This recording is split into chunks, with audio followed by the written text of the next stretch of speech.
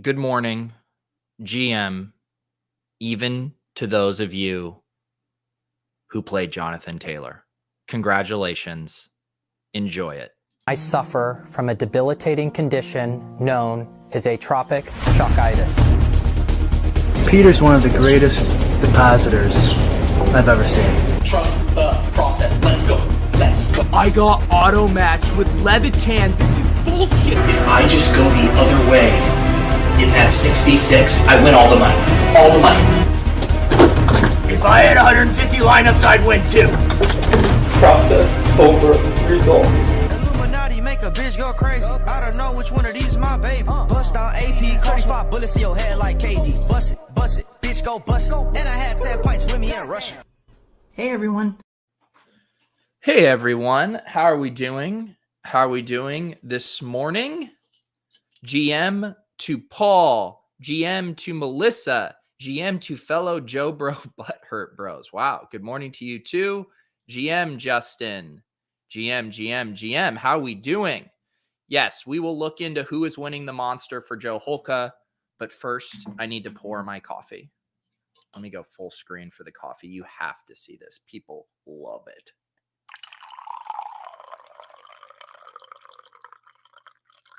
Oh, there it is.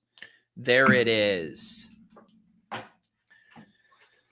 Yes, it is getting a little cold outside. We need our hoodies for all the snowflakes in our lineups. It was a mixed bag for me yesterday. If you guys watched the Tilt Space, you saw we had one pretty good lineup that finished second in the 777 for 10K, which is a nice bankroll booster for us here.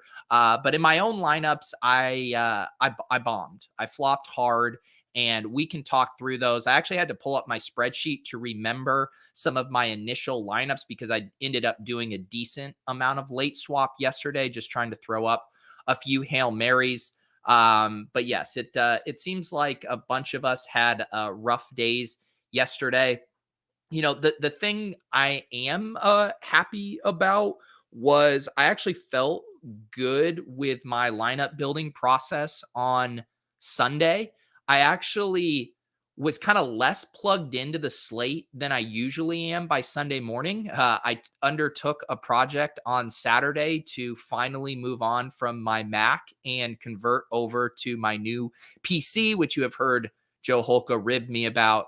He sent that to me as a gift last year, and I never got around to setting it up because I didn't want to deal with getting all of the stuff transferred. And I don't know, I was just being lazy, but so I spent all of Saturday setting that up with my friend Jordan, who thank God for Jordan and walking me through all of my boomer tech issues. But all that to say, I wasn't fiddling around with lineups. I wasn't staring at projections all Saturday. So I came into Sunday with a pretty fresh slate.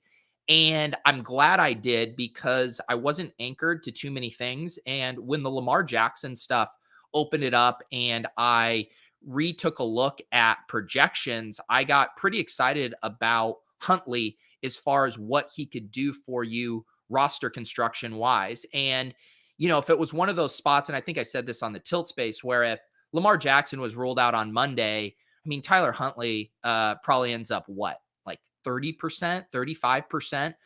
He was pretty heavily owned in the Thunderdome and some of those really small field contests, but in the big spy, and I can pull this lineup up here, I mean, he was 5.7%. And so I will definitely take a 4,100 Huntley at that percent any day of the week. So I'm happy with kind of how that shook out. I did feel like I was able to build with a fresh set of eyes after inactives came in. And one of the leaks in my game has definitely been, you know, I update all my stuff, my projections, my, you know, aggregated ownership, but then inactives come out, the chips start flying and I get lazy and I don't re-up it. But because so much had changed, I thought with the Lamar Jackson being ruled out, I reran all my stuff, reran the optimals, and that kind of just gave me a good foundation for viewing the slate. So that's a habit I am going to try to continue with, just no matter what, kind of rerunning all my stuff at 11:45 and making sure I'm kind of starting from scratch here. But you guys can see this lineup here. And I actually don't think this was one of the lineups I didn't late swap, mainly because I had so much going late.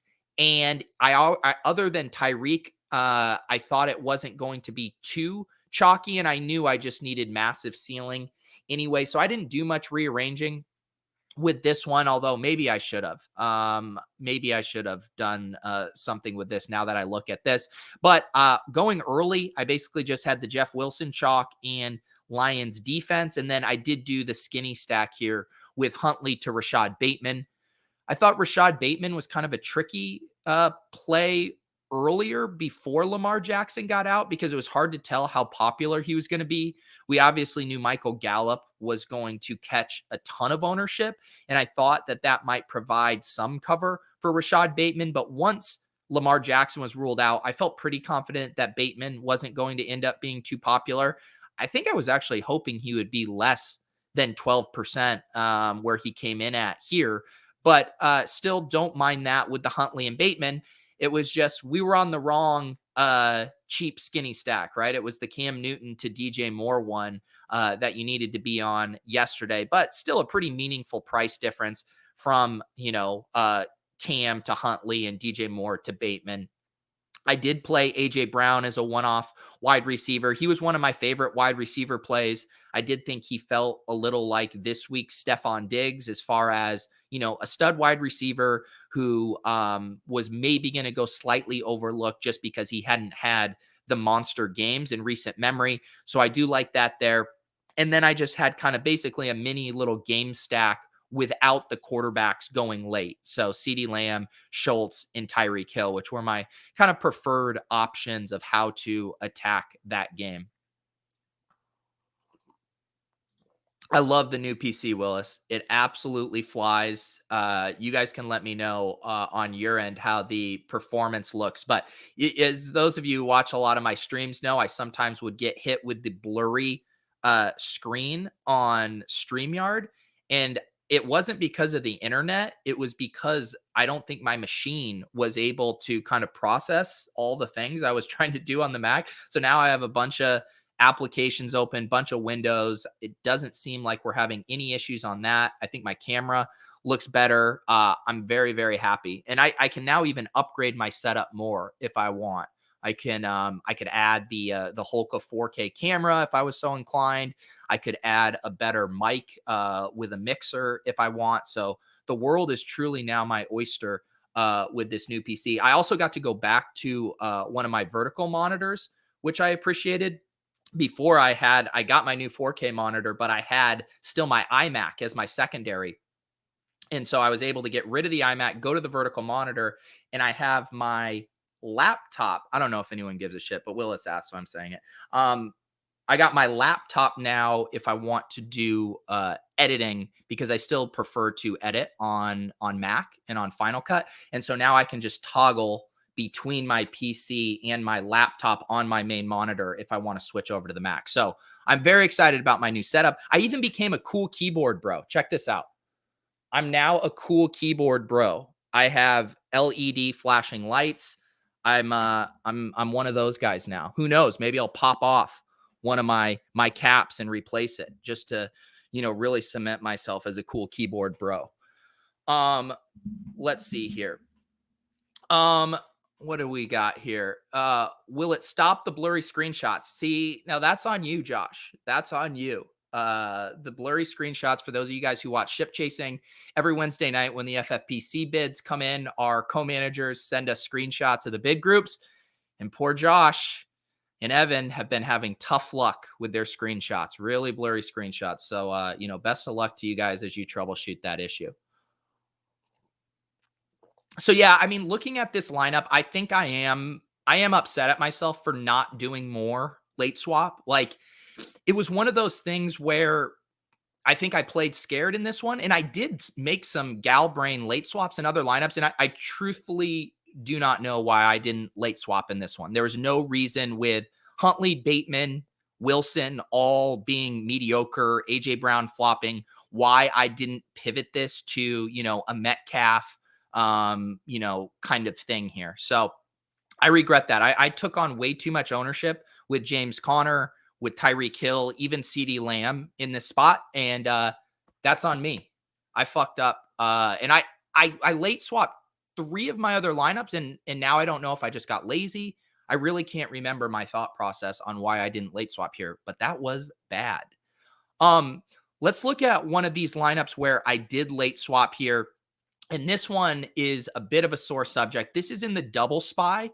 And when I was looking at my initial lineups, this was projected to be one of my chalkier lineups initially. And I ended up, so initially this lineup was Allen, Wilson, Chubb, but then it had Lockett and James Conner in it. And I ended up pivoting that to DK Metcalf and Darrell Williams. So I knew Lockett was going to be fairly popular, and I knew that James Conner was also going to be fairly popular. So I knew I needed to get unique here. And so I feel pretty good with that swap. And that was the kind of swap I should have made on that other lineup here. So this one, of course, does have the Josh Allen to Stephon Diggs. I got scared and didn't bring it back with Jonathan Taylor, of course. It actually would have been probably a big tease if I did bring it back with Jonathan Taylor in this lineup, because everything else would have flopped.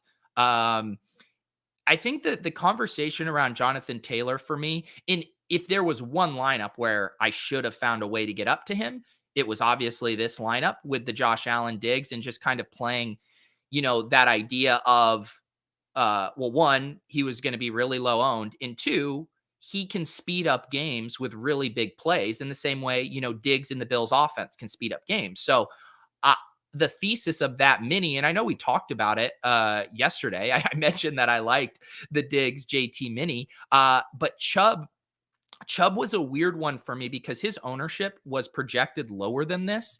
And I even think I said on the show, I thought he would be under 10%. In our 777, he was 7%.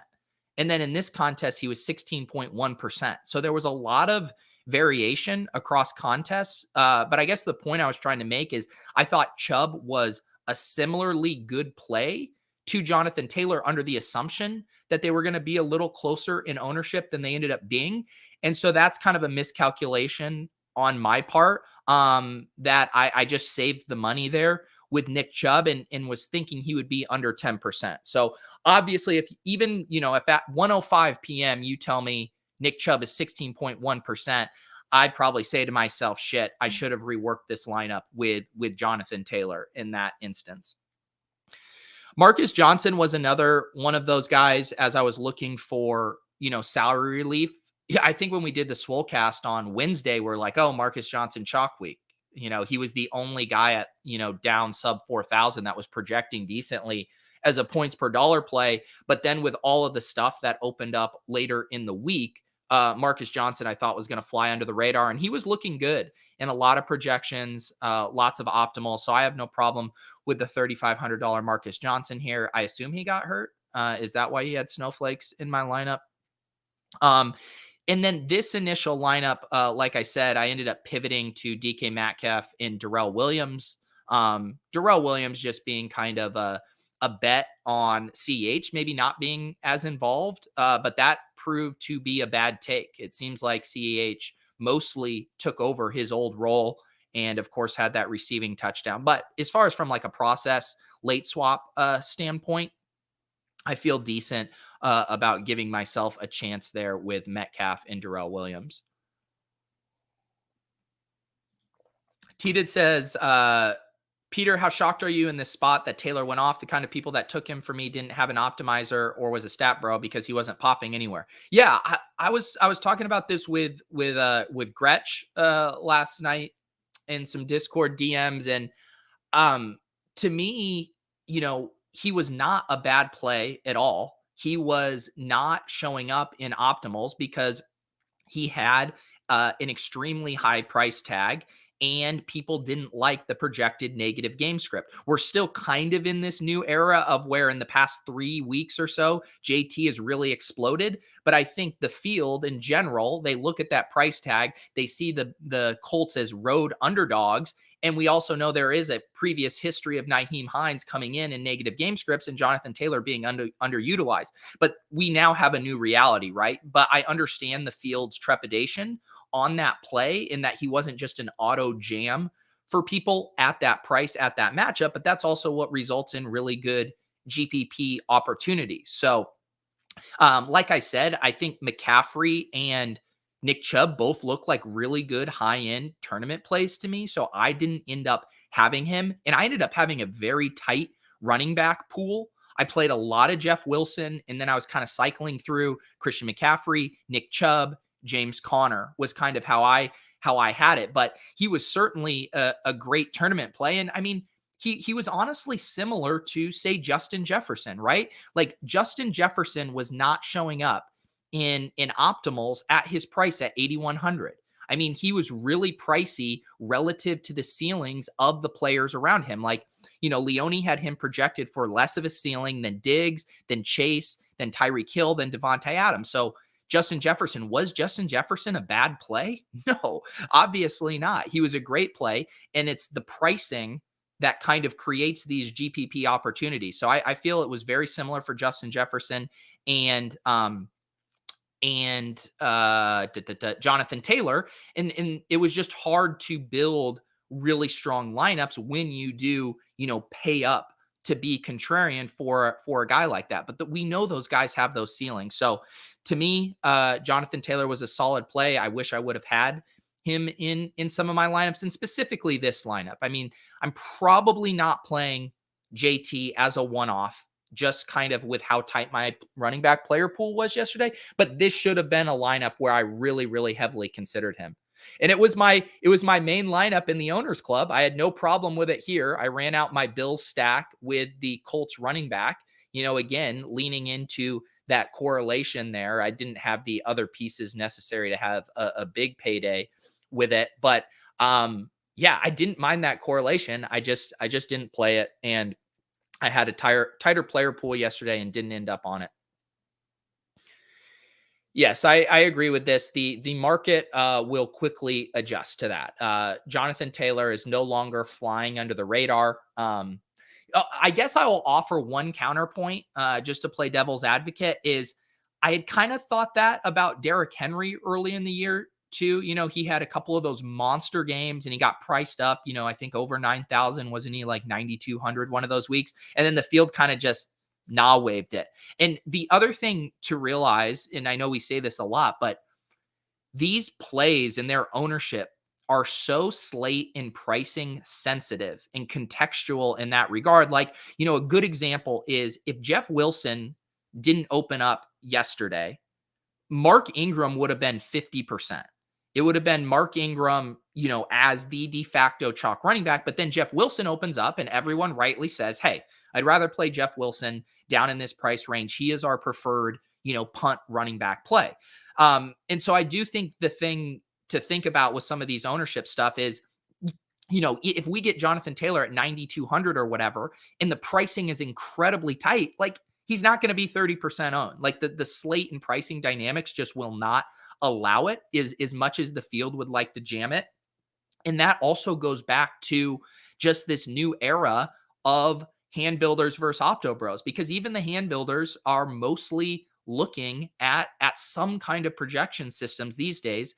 And you don't have the type of people playing in these contests, these small field, mid-stakes contests that are just going to start their lineup with Derrick Henry. They're just going to start their lineup with Jonathan Taylor and start building. Like when you do that, you run into dead ends on tight pricing slate. So I think it's an interesting conversation. It's why we love DFS and why this new kind of meta game with DFS, even when players go off and they don't become super popular, because people are so in tune with the projections and kind of optimal constructions, that I do think there are scenarios where JT is, 9,200 and 11% owned again. So the market will adjust in general, but it will still be dependent on how the pricing shakes out. Historical anomalies letting me know that Marcus Johnson pulled his hamstring in the first quarter on a wide open TD pass. Thank you. I can't believe this is how I had to find out.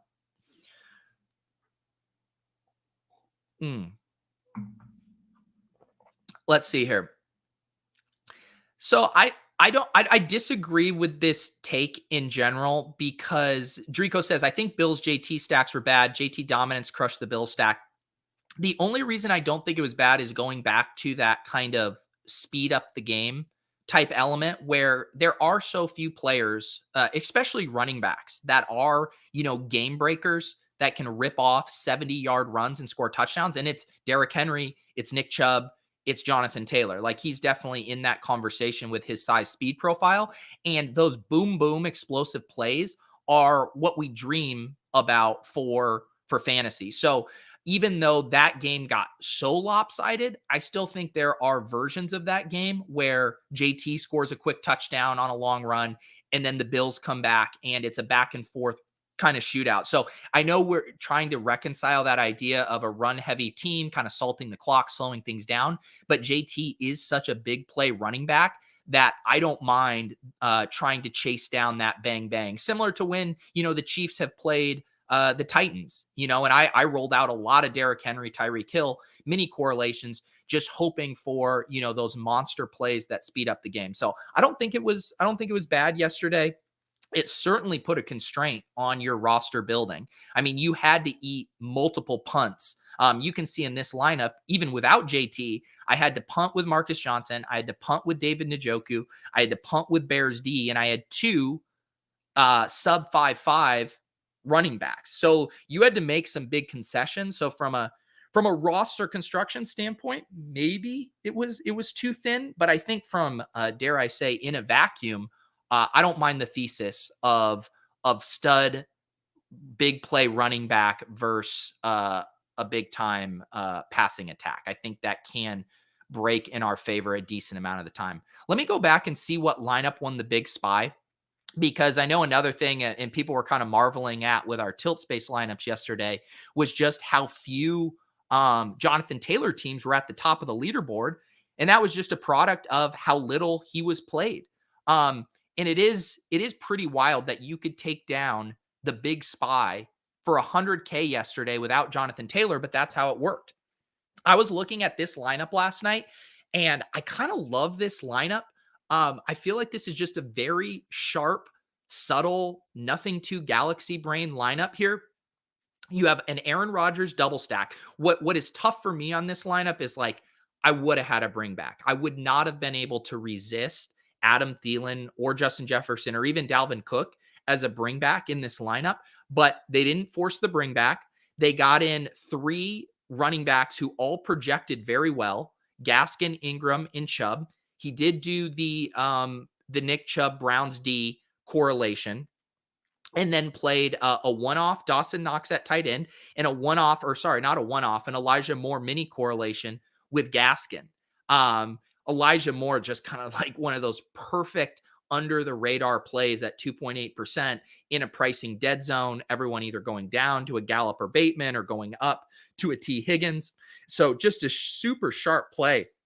I really, really like this lineup. I think if it was my lineup, I probably would have gone up from Chubb to Jefferson, and then down from Browns D to, what would that have been?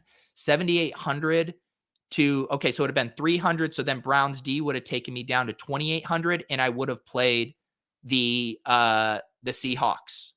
So that's exactly what I would have done there. And I think you would have ended up having similar results. Chubb to Jefferson, Browns D down to Seahawks D, and you get the same lineup there. But overall, I think this is just a really sharp, slick lineup here. And it's always nice when we could look at some of these lineups and see plays that we ourselves could get on with the double stack, with the mini correlation, with the running back defensive correlation here.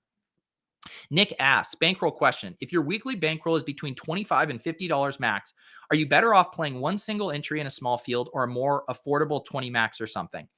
So I know this is kind of the cop-out answer, but it all really depends on what your specific goals are. Is your goal to have fun and try to bank a tournament? It also depends on your sweating goals. Like, how do you like to sweat the games? I find single entry showdown to not be a fun sweat because you can just be dead so quickly and so much can change. I kind of like having a 20 max portfolio for showdown specifically. For main slate, I'm the opposite. I like having my portfolio of 3 to 4 single entry teams or 3 max teams and not dealing with the 20 max because that's what works for me. But from a bankroll perspective, I think I would rather focus on one lineup that I devote all my attention to. And I do think if there's a leak in my game when I build 3 to 4 lineups, it's like, well, all of these spots project fairly similar. So I'll just kind of sprinkle these in. And I'm often not making like, I don't know, my best lineup or my favorite lineup or whatever plays, like when I talked with Pat on Friday, where obviously the projections are the projections, but he uses his research and his gut to make leans and where he wants to take stands.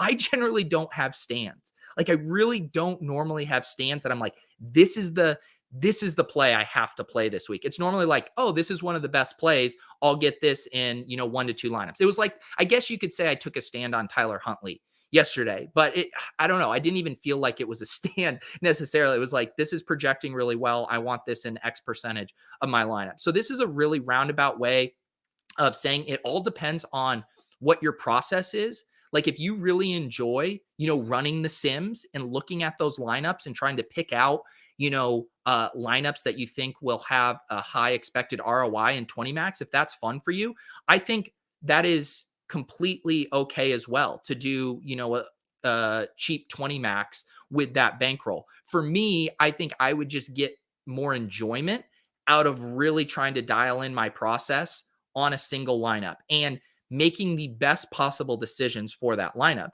Because another example, as you saw with my big spy lineup, I forgot to late swap on it. I mean, I looked at it and for some reason I was just paralyzed and didn't do it. And that's because I had 3 to 4 other lineups. We were checking in on our tilt space pivots and all of that stuff. And it just got lost in the shuffle. So I do find the ability to kind of hone in on one specific lineup could be very beneficial for just making sure you're making the most optimal decisions. But yeah, from an ROI perspective, it all depends on your style of play. I think you could be successful in 20 max. I think you could be successful in single entry 3 max. It really is a personal preference thing, but I'm confident that you could do either, smartly and in a long-term profitable way. I know Jake says here, I used to max the large 20 field and have had little success. Now I just do the $50 single entry and having much more success. Yeah. And I think that checks out. I think it's a lot harder to, master, the 20 max and the optimizer and, the stuff that, like Dinkmeyer does with his large field GPP stuff and getting all your rules set, the stuff Blender does when he's, maxing the slant or whatever. Like there is a lot of a learning curve to being able to set those rules, to generate lineups, to being able to identify, where you might have a mistake, where you're giving up too many projected points, where you're, too blind to one specific stack, all that stuff I think takes a lot of work. So for me, that seems like a larger hill to climb to be profitable. But tools like Run the Sims can make that so much easier because we're generating simulated lineups that are factoring in these correlations and these variables we can't juggle in our head. And then it's also showing us the projected ownership, the product ownership of these lineups. So you can get a really good gauge of how much leverage you're going to have on the field. So the tools now definitely make it much more viable to play 20 max successfully. But I think, for me personally, in that question, in that specific scenario, I do think I'd lean toward being a single entry hand builder. Let's see here. Let's look at another one of my lineups here. Where are these lineups? Oh, and then we'll look at the Deposit Kingdom League in a second as well. Okay, so this is a team I late swapped off of. I did want to have one Dak Prescott.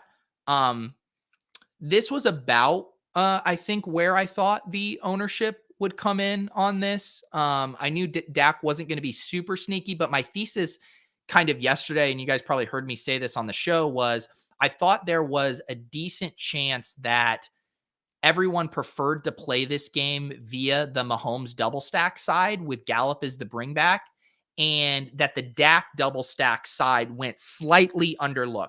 And I do think at these percentages for a game with, what was it, a 57 point over under, I do think I'm pretty happy with these percentages. So this initial lineup was Dak, Jeff Wilson, and Jacobs, CeeDee Lamb. And then it also had T. Higgins and Byron Pringle in it.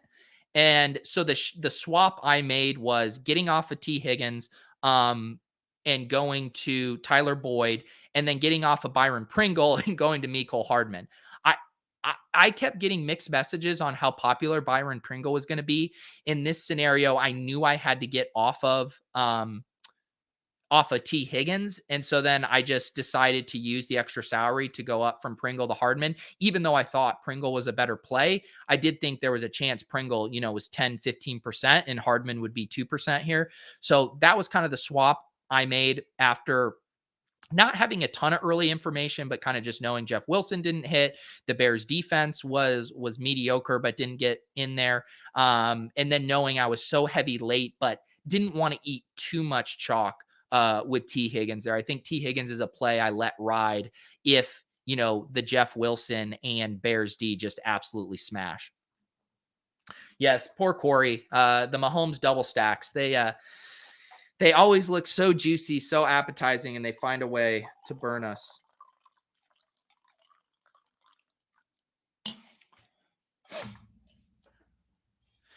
Yeah, I was listening to the Gilcast last night, and the Davis's T. Higgins tilt was very good. I feel it.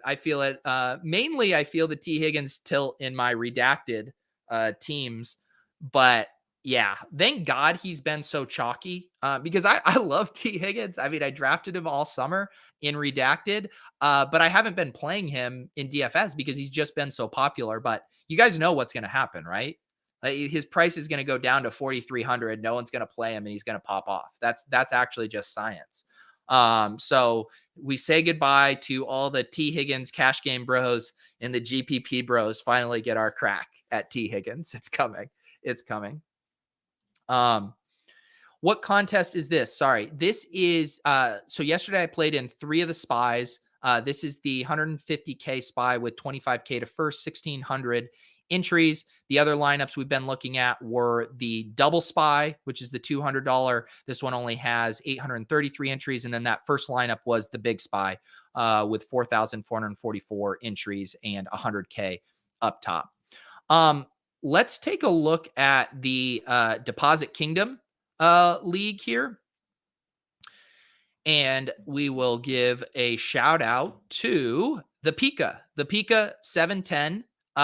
Let's check out this lineup here. We have a Kirk Cousins skinny stack to Justin Jefferson, bringing it back with both Devontae Adams and AJ Dillon, running a James Conner to Gerald Everett mini correlation, a one-off Michael Gallup in the flex, and Texans D at the Stone Min at 6.7%, puts up 16 points. A super, super solid lineup. Oh, and also a one-off Jalen Waddle here. I like this lineup a lot. And I do think this is probably one of those scenarios where the Cousins, Jefferson, Adams, Dillon stuff hits, and the Texans D in such a way that Pika can let this lineup ride as is with Michael Gallup. I think in certain situations, a larger field, I think you're probably wanting to get off Gallup, but this looks like one of those instances where you definitely take advantage of that early contrarian information and then let the chalk ride late. Do we get anything if we finished in the bottom 10% of Deposit Kingdom? Should I create a discount code in the store if you finish last place while setting a full lineup in the Deposit Kingdom? That could be fun. I do have my new Opto Bro mug here. We had the hand builders, and we do have our Opto Bro mug if you guys want to check that out. And if you are in the Run the Sims Discord in the channel within the Deposit Kingdom Discord, I do have a promo code that gets you guys discounts on all of the merch if you guys are in there. So if you have questions, you can hit me up about that. Drew asks me, marital question, how do you explain to your wife that DeAndre Swift sub 3% everywhere was a great play, regardless if we lost money? I think you just need to have a really hard, tough conversation about EV, about expected outcomes, about anti-fragility, about leverage, and I think she'll understand. I think she will understand in that case. I didn't have DeAndre Swift in my player pool.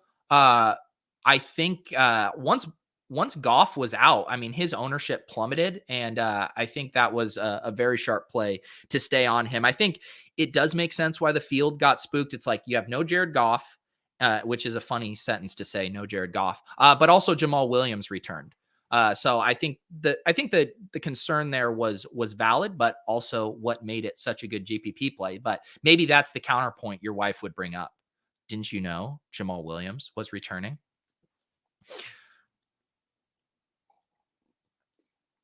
Let's see what can we find a single? Was there a single Jonathan Taylor play in the Deposit Kingdom GPP? Here's another. I love this team here from BD Cook. A full-on game stack here. Cousins to Jefferson and Thielen, and then bring it back. You fade Dillon and you bring it back with Adams in MVS. I like that a lot.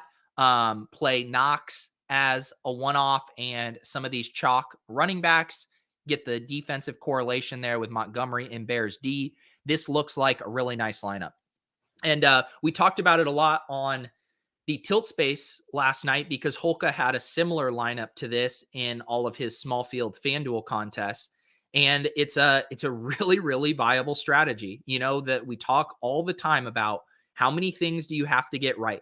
So this lineup by BD Cook here, I mean, it's essentially one thing right. What if the Green Bay Minnesota game pops off? Well, then you are going to finish extremely well across your small field stuff. And, you know, this contest this week was 450. And I would say this style lineup, this is about the largest of a contest that I'd probably feel comfortable running this in, especially on a slate like this where there was so much, you know, projected scoring coming late. I don't think I would want to enter this lineup in 1,000-person contest, but I think this is truly like a perfect and probably GTO lineup for these small field contests. And I say it every week. I end up just tossing in whatever lineup I'm tossing into one of the spies. And I'm now one of those guys that gets too lazy to not cater this lineup specifically to this contest. But I do really think it's GTO to be eliminating as many things that you have to get right in these small field contests. So shout out to BD Cook there with a very nice lineup. Looks like we have Jonathan Taylor was 4.4% owned in GPP. And again, another interesting thing about it is just the fact that he had such, okay, here we finally found a lineup that had him in it. But you could survive Jonathan Taylor yesterday. You could survive him. Let's check out this lineup that had him. So it was a one-off Jonathan Taylor, ran the Garoppolo to Debo, which I think was a pretty sharp stack. The Bateman, this is an interesting. So here's my thing. I think if I'm running this kind of mini naked stack, Mooney, Kmet, and Bateman, I do think in that case, I just would rather play Fields or Huntley over Garoppolo. Because not only are you saving some money, but you've already double stacked Mooney and Kmet. And if these guys get there, I mean, it is so likely that Justin Fields is outscoring Jimmy Garoppolo. And now I know that Justin Fields left with the ribs and stuff or whatever. But I think in those scenarios, you really are trying to get access to a rushing quarterback who also is going to save you money. So you already made your bet on this game. I think going to Huntley and skinny stacking with Bateman or going to Fields with your double stack and bring back is probably how I would have done that. But otherwise, I like the super low owned JT and Swift plays. Texans D was a sharp play. Just that Garoppolo play is kind of interesting there. especially too, because Deebo Samuel, we know, can get there without the quarterback coming along. And that's exactly what we saw yesterday. I mean, he only had 2 targets, 1 reception, and he does most of it through the ground. So that to me is kind of the only kind of flaw with that lineup there.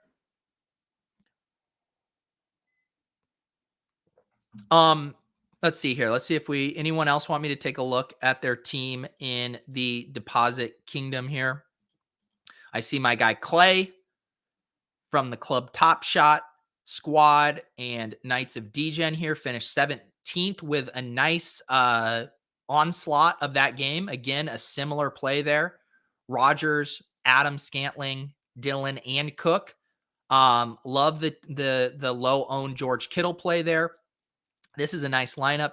Byron Pringle in the flex there with the Browns D. So again, just jamming a game and hoping that's the game that pops off. Very viable in this strategy. Mark finished 38th here. Let's check out this lineup. Had the Tua skinny stack to Jalen Waddle. Played James Conner and A.J. Dillon. Got in a lot of wide receivers here with nice ceilings. Jamar Chase, Gallup, Lockett. I'm trying to see here if maybe you pivot off of Gallup in this scenario with everything kind of going average for you. I guess you just didn't have enough information early to know if Gallup was a play that you should let ride or not. But I like the Waller Chase mini a lot. I think that looks pretty solid to me there. I probably would have, and you have the Lockett Connor. Gallup was just one of those pieces that made things fit so easily. So I get it. I get it for sure. Drew finished 106. There he is. Football lulls. The Tyrod Taylor to Nico Collins. Oh, man. Yeah, someone asked me about Nico Collins on the stream yesterday. I was like, I hadn't even considered him. He did have that near touchdown in the end zone. Now, this is... I love Drew's GPP brain right here. We got the Taylor stack, bring it back with AJ Brown, Jalen Waddle, AJ Dillon, DeAndre Swift. This is look at the ownership percentages in this one.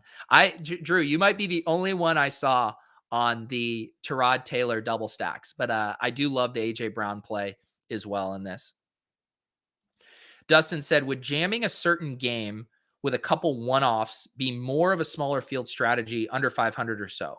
Yes, because I think the way to think about it is if you need to win the MillyMaker and there's 200,000 entries, you basically need, ceiling outcomes from most of your lineup, and touchdowns are generally where, those ceiling outcomes are going to come from. So like a really good example is to win the MillyMaker, you needed Jonathan Taylor, but there are probably game stacks where you could have had Jonathan Taylor and Diggs and Knox and even toss in another piece. Say you even tossed in Michael Pittman, and just because you were on that game, you won your small field tournament, because even though Pittman bombed, you had enough points from Jonathan Taylor covering that bet on that game that you could put up a solid score. But in the MillyMaker, you need the ceiling outcome from not only Jonathan Taylor, but also whatever the similar price wide receiver who went off at 6,000 versus Michael Pittman. So it's just the classic thing we talk about of how many things do you have to get right. So in a small field, you can get away with a lower score. You can get away with just identifying the game that goes off, even if all the pieces in that game don't hit. Like I said, if you played Michael Pittman and Jonathan Taylor, it would have been expensive, but Jonathan Taylor scored enough for the entire Colts skill position player if you had onslaughted that game. What was the Millie lineup? I don't know. I wasn't in the MillyMaker contest. Does someone have that? See if we can pull it up. I don't know if DraftKings posted it yesterday. Do they still post the screenshot with the winning MillyMaker lineups? They should. They really not post it anymore? Come on, DraftKings. Post the post the winning MillyMaker lineup. If someone has the link and wants to share it, I'll try to pull it up. So here is I did get to update my GPP bankroll last night for all my single entry spy contests. Rough week here. Let me zoom in. Rough week down here. We had bottom 70th percentile finish, 92nd percentile, and 82nd bottom percentile there. So pretty rough showing for me. Someone in the Deposit Kingdom Discord was asking about the cash lines in these tournaments. So I do have these cash lines here. It was around 130. So 132, 129, 128. And I mean, you can look at the cash lines across the year. This was one of the lowest cash lines of the year, if not the lowest. It does look like it was the lowest. Week 1 was pretty low. That week, 2 weeks ago, that was a gross scoring week. That was pretty low at like 133. But yeah, 129.5 in the 150K spy. So a pretty low scoring week on the whole. Here's the MillyMaker lineup from Mathology. We have Cam, JT, Miles Sanders, I assume, Terry McLaurin, Justin Jefferson, Elijah Moore, Tommy Tremble, DeAndre Swift. My God. Is that a 9-leg parlay? Is there a single bit of correlation there that I'm missing? My God. It's beautiful. It's absolutely beautiful. Okay, no, the Tommy Tremble, Miles Sanders correlation, and I guess the Swift Detroit defense correlation. Never change, MillyMaker bros. Never change. Combined ownership in the Millie, less than 30%. Absolutely wild. You love to see it.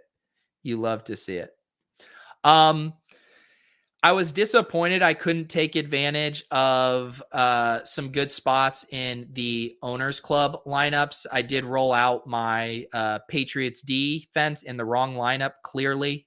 I thought I would roll that out with my Dallas double stack and with the KC tight end bring back. Did not work. Should have clearly had that in this lineup instead. Although, what's the difference? So 25-point difference from Patriots D to Carolina. So that would have given me, what would that have been? 25, 26, 36, 141. What does 141 get me in the main event? 141 gets me 26th place. So ended up being a $200 mistake not having Patriots D with this Bills lineup. I did have another nice score in the side hustle. The thing that burns is I initially did have the Packers stack with the Vikings running back in this one. And then I decided to go with a slightly more uncorrelated, but better projecting lineup here. And actually, this was a mistake because I had this set when I thought Kyler was going to play. I would have adjusted this if I would have remembered, although it still did fine. Thank God Las Vegas tight end finally did something, although that was mainly because Foster Moreau also scored a tight end here. It did have that correlation with Las Vegas tight end and Cincy wide receiver. It's funny, Cardinals quarterback ended up being fine. But yes, still no live final seat for me, although another profitable week on the Owners Club. So we will keep chasing that live final. We will try to get to Miami. What else is there here? Kit Clouder says, Pete, I won the 300K on FanDuel yesterday with a Flacco lineup. I had no correlation. My total lineup ownership was 54%. Mixon was 23%. Of that 54, Holka said it was gross. Hey, well, first of all, congratulations on the great score. I would much rather be you this morning than me being the snooty GPP bro who says, well, actually, that wasn't an optimal lineup.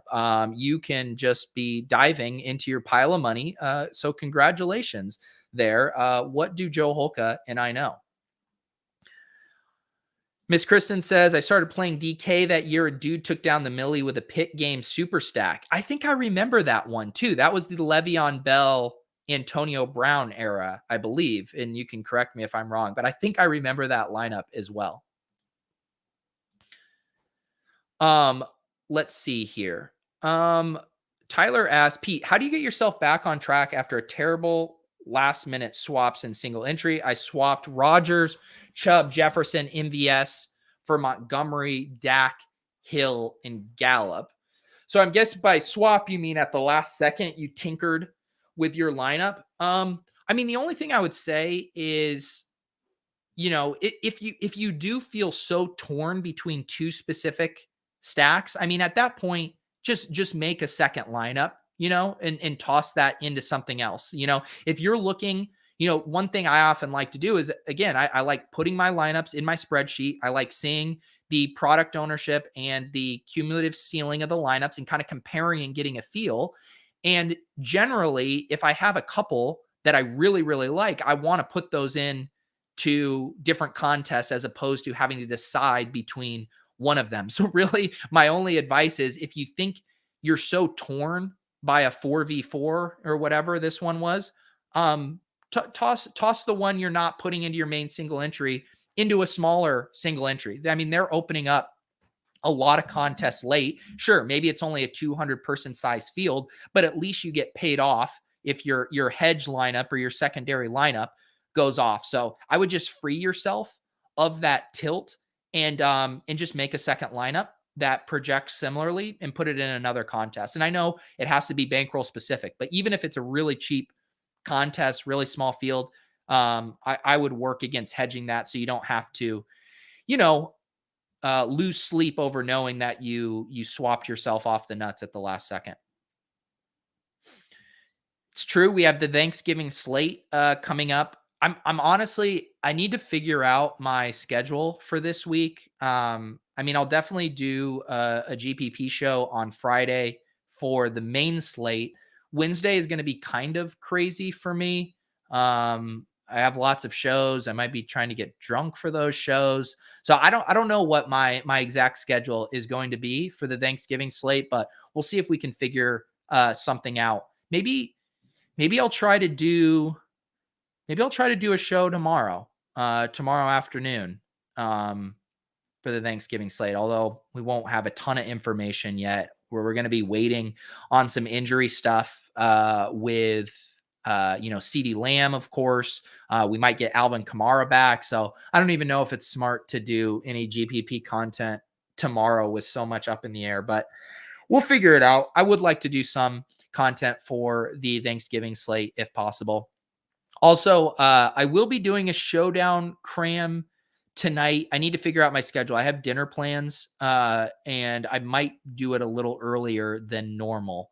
Other than that, we'll have the splash play.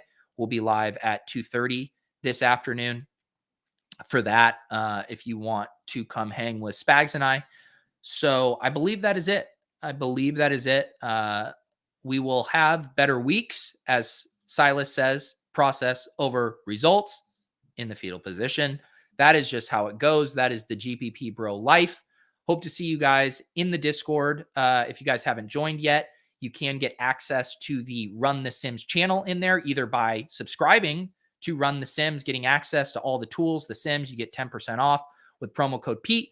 Or if that is not in your bankroll, you can become a member down below, YouTube member. It's the Hand Bros, Hand Building and Opto Bros tier, and that'll also unlock that channel for you. And that's where we've been talking strategy. I share the leverage plays for every showdown slate in there. We got discounts for you as well on merch, all that good stuff if you want to join the Deposit Kingdom via a YouTube membership. So that is it for me. I'll be back at 2:30. I'll get the showdown cram scheduled for some point tonight as well, and we can break down that Tampa Bay Giants game, which actually looks pretty fun. It has a 50-point over-under. We're getting Saquon back, Gronk back, so should be a fun slate. We'll talk through that later tonight.